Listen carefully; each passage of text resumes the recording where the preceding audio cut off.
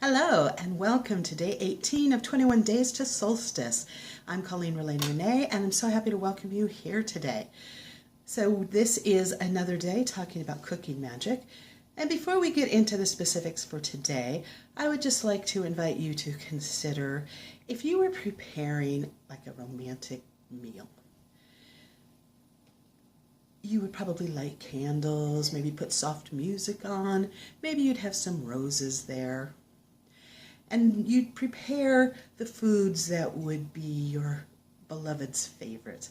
Or maybe they're not even a beloved yet, maybe it's a potential. So you would take that time to prepare it. And as you prepared it, you'd be thinking of them, you'd be thinking about the possibilities, and you would be bringing forth your own hopes. And so I talk about this because I want to make a point that as we're doing this cooking magic, that this isn't about trying to manipulate people in any way. This is about sharing your hopes with those that you love and by creating an environment in which those hopes can be supported. Okay? So again, if you would like to have a list of different foods and the energies that they carry, please go to my email site and it has a little box there that you can request that.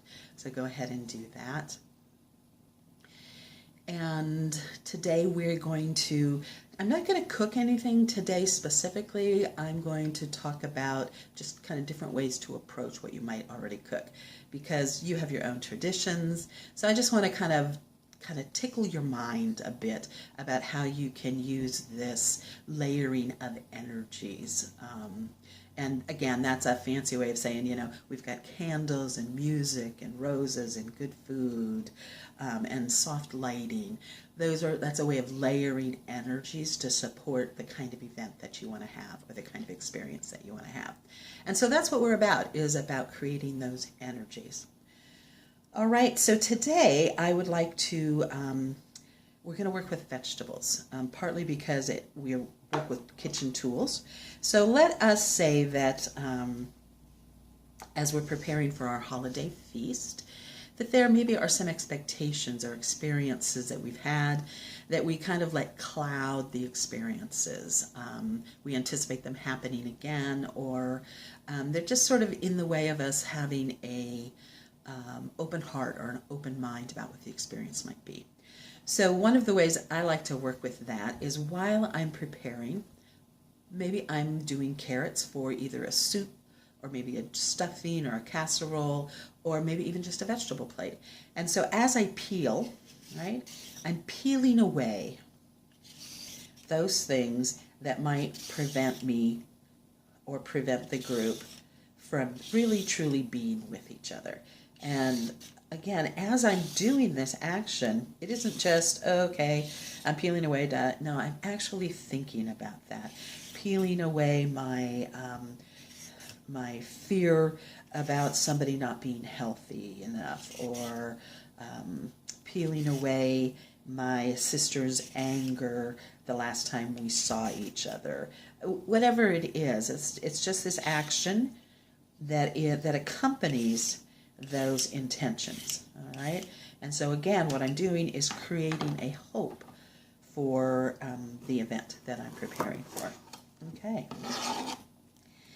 Now there are times where it's important for us to be all together, to kind of mesh in a way that, you know, creates this like family alchemy or this friends alchemy.